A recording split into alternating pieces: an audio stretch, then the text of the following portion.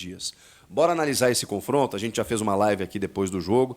Depois eu ouvi a entrevista coletiva do técnico Ramon Dias, ao lado do seu filho Emiliano, e as explicações, tentando explicar o inexplicável. O argumento do Ramon, ele se baseou muito no foco no Internacional sábado pelo Campeonato Brasileiro. Eu entendo isso. Eu entendo e talvez até, caso o Corinthians vença o Inter no sábado, especialmente se vencer o Atlético Paranaense depois no jogo subsequente, que até, se nada mudar, será antes do jogo contra o Flamengo, porque seria depois, né? Mas como a CBF alterou a data, antecipou. Então, o Corinthians pega o Atlético Paranaense antes do segundo confronto. Se o Corinthians vencer esses dois jogos, possivelmente vai respirar muito bem no Campeonato Brasileiro. A gente talvez entenda essa escalação. Mas eu sigo não entendendo a estratégia para o jogo. Uma coisa é você preservar jogadores, e eu super entendo a preservação. O que não justifica, por exemplo, é você começar com Garro e Coronado, quando você quer preservar. Isso eu não entendi. Espera aí, você está me dizendo que precisava montar uma equipe competitiva, porque realmente não dá para abrir mão, o Corinthians é muito grande, né? Mesmo que você dispute 3 competições, mas precisa pensar no jogo de sábado. Aí ok, você deixa o Yuri Alberto no banco, tá bem. Só que depois tem uma data FIFA, depois tem uma pausa, até o jogo contra o Atlético Paranaense e depois o Flamengo. Então, se o Yuri não poderia jogar 2 jogos seguidos agora, ou não poderia ter entrado antes, enfim... O Matheus Bidu não poderia jogar esses 2 jogos seguidos? Então tem algumas coisas na escolha do Ramon Dias que elas me deixam incomodado. Por exemplo, no meio de campo, cadê o Breno Bidon? Por que a insistência no Charles, que não jogou bem contra o São Paulo e hoje estava completamente perdido no campo? Perdidinho, assim, zonzo. E aí ele escala contra um Flamengo, 2 volantes, 2 meia articuladores, 2 atacantes. Num jogo que naturalmente, gente, eu sei disso, você aí sabe disso, não pode o técnico do Corinthians não saber. Não pode. Eles são pagos e muito bem pagos para isso.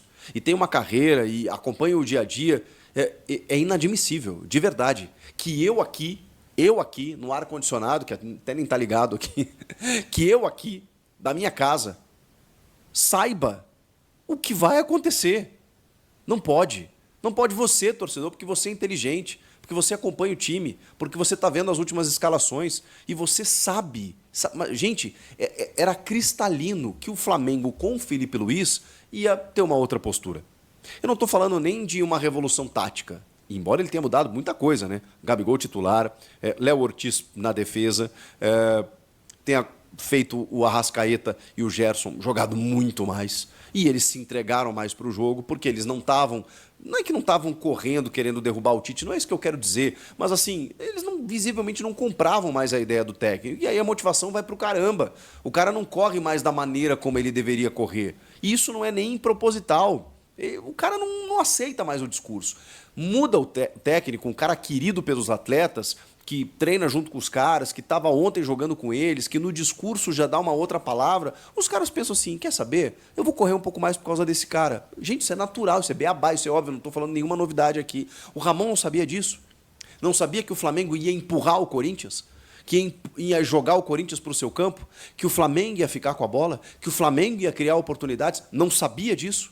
Aí o que o Ramon fez? O Ramon entregou o meio-campo. Do tipo assim, não, eu vou botar 2 marcadores, um o Rian e o outro o Charles, que estava zonzo no jogo, era um a menos. Vou deixar 2 meia-articuladores que são muito bons com a bola no pé, só que a bola não vai ficar no pé do Corinthians. Gente, isso é beabá. O Corinthians não iria ficar com a bola diante dessa escalação no contexto que tinha o jogo com o Flamengo do outro lado, com o novo técnico. Pois o Ramon fez isso. Fez essa escalação. Com o Hugo na esquerda, Fagner na direita. O Fagner foi uma avenida porque só o Bruno Henrique caiu por ali. E o Alexandro, vejam só, que, diferentemente dos jogos com o Tite, não foi um lateral defensivo. Não, fez até gol, deu cruzamento para o toque de letra do Gabigol, que o Hugo fez um milagre, dos tantos que ele protagonizou no jogo. O Alexandro, o Bruno Henrique e o Fagner. O Fagner, bom, foi um capítulo à parte. Uma escalação horrorosa. Uma postura do time péssima no primeiro tempo. E um Flamengo que dominou, amassou, encurralou, empurrou, massacrou e poderia ter feito 3-4 ao natural. Não fosse Hugo Souza, que, vejam só, pertence ao Flamengo. Que roteiro. Ele simplesmente pegou tudo, ou quase tudo. Não pegou a bola do Alexandro. Tem gente falando de falha, de verdade, gente. O Alexandro foi muito inteligente, tem um buraco ali pelo lado esquerdo, ele olha para a área para fazer o cruzamento e chuta no contrapé. Ele ainda toca com a pontinha dos dedos na bola e ele teve mérito, chutou direto para o gol. O Corinthians deu espaço para isso acontecer. E foi um gol, entre tantos outros que o Flamengo poderia ter feito só na primeira etapa.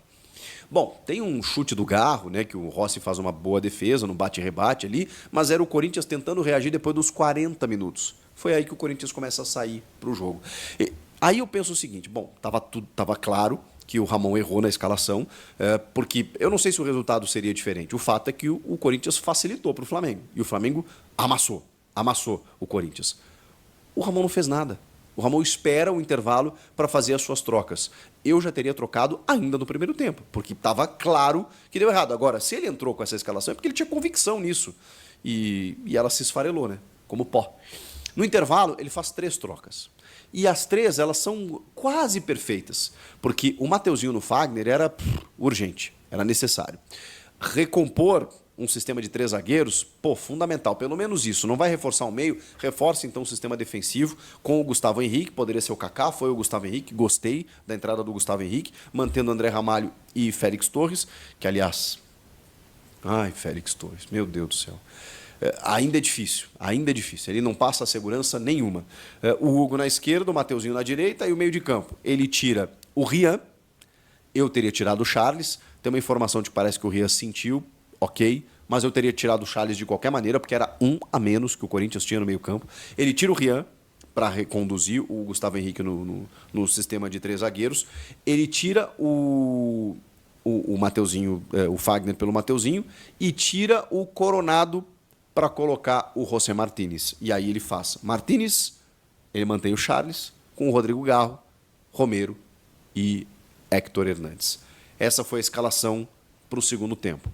Eu já teria tirado o Héctor, que também era outro um a menos, ou seja, o Corinthians estava com 9, o Charles e o Héctor não estavam jogando, não estavam no jogo, estavam completamente desconectados. Eu teria feito as 5 trocas no intervalo, 5. Eu já teria tirado o Charles e já teria tirado o Héctor Hernandes. Ele demora mais 21 minutos para tirar o Héctor Hernandes, depois ele perdeu um gol inacreditável num jogo como esse, no detalhe, em que você está sendo massacrado. O Corinthians teve uma chance até esse momento. Eu não sei se ele não estava impedido. Aparentemente estava. O que não invalida a incompetência do espanhol. Que, cara, ele sabe jogar. Eu vou defender, eu vou bater nessa tecla. Ele não é ruim de bola. Ele arrancou, ele cortou 2 marcadores. A grande questão desse lance aí foi a tomada de decisão. Como que ele corta 2 caras e depois chuta de perna esquerda sem olhar para onde está chutando para ela explodir na defesa, estando livre de frente para o goleiro? Tentasse uma bola cruzada para passar para alguém, queimasse o goleiro, chutasse cruzado, fizesse qualquer coisa, menos o que ele fez.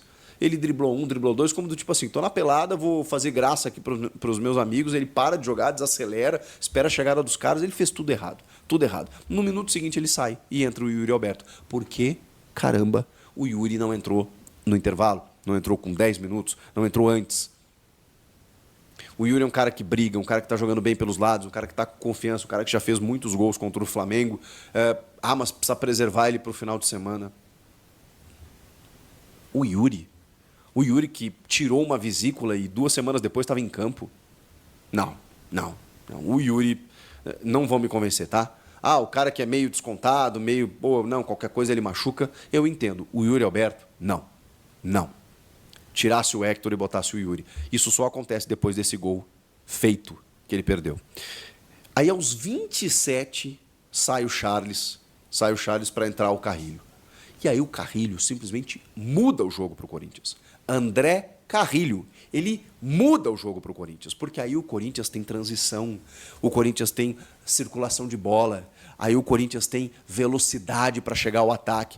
Aí o Corinthians começa a empurrar o Flamengo. O Corinthians começa a pressionar o Flamengo. E não é que o empate quase acontece, olha que curioso, quando você coloca jogadores com características interessantes para enfrentar um adversário como o Flamengo, as coisas funcionam melhor. Pois é, o Ramon teve essa lição e não teve nem a humildade de enaltecer isso ou de reconhecer isso na entrevista coletiva. O Carrilho mudou o jogo, porque ele é um craque, ele é um ótimo jogador, mas porque ele entrou num momento específico em que o Corinthians já pegava um Flamengo mais cansado, que diminuiu o ritmo naturalmente, que ainda assim continuou criando as suas chances, mas o campo se abriu. O campo se abriu. E aí você precisava de um jogador mais intenso, veloz e inteligente ali no meio, para não perder aquela bola e fazer a transição. O Corinthians estava tendo uma dificuldade de sair do próprio campo, gente. No primeiro tempo isso aconteceu quase que o tempo inteiro. No segundo tempo, em vários momentos, o Corinthians tentava sair e não conseguia, porque o Flamengo marcava tão bem, tão alto, cercando com 2, 3 jogadores, que, cara, eles recuavam, a bola parava no goleiro, o goleiro estourava, voltava para o Flamengo. Cara, era um desespero. O Corinthians não conseguia passar no meio campo por conta da marcação do Flamengo, que poderia, por outras tantas jogadas criadas, ter ampliado o marcador. Teve bola na trave do Bruno Henrique. Cara, teve cobrança de falta que passou isso aqui, teve defesa do Hugo, teve bola passando perto. Cara, foi uma loucura. Mas, olha como é o futebol. O jogo terminou 1-0. E no segundo tempo, o Romero teve uma bola na trave, caprichosamente bateu na trave, seria o empate. Teve aquele lance bizonho do Héctor Hernandes. Teve outro lance do Romero numa cobrança de escanteio, que a bola sobra, ele dá um chute cruzado, ela passa pelo Rossi, o Léo Pereira tira em cima da linha. Tem uma jogada do Yuri Alberto pelo lado esquerdo, que ele espera, ele dá atrás no Garro, o Garro chuta, a bola explode em cima da defesa. O Corinthians poderia ter empatado o jogo. Não é louco? Claro, né? Ele mudou o time melhorou. Bom, gente, pro jogo da volta, é claro que eu... Torcida corintiana, fiel torcida, é o seguinte: o Corinthians não era para perder para o Flamengo ontem no Maracanã. O time criou diversas oportunidades no primeiro tempo, no segundo tempo, né? Principalmente quando o Ramon Dias faz as trocas dos jogadores, colocou 5 alterações que mudou. Romero bateu, teve bola na trave. Héctor Hernandes, você não pode perder um gol naquele. Cara a cara com o goleiro, é inadmissível. É inadmissível. Você não pode perder um gol daquele. Você não pode. Então, assim, o Corinthians, ontem o Ramon Dias foi o principal personagem pro Corinthians ter perdido ontem no Maracanã. Dava para ele colocar um time melhor, um time mais organizado, entendeu? E dava sim para o Corinthians ganhar ontem do Flamengo no Maracanã.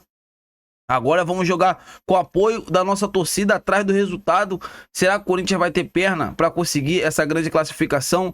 Conseguir empatar o jogo, virar, sei lá, como levar para os pênaltis? Lembrando que o Flamengo voltou a jogar bola. Então, assim, o Corinthians vai ter que ser muito esperto, vai ter que ter muita cautela, vai ter que pensar muito. O Ramon Dias vai ter que ter uma grande estratégia se realmente quiser essa grande classificação. O que vocês acharam dessa derrota, dessa partida do Corinthians? Deixa aqui nos comentários pra gente estar debatendo sobre esse grande assunto. Eu tô indo nessa. Fiquem com Deus!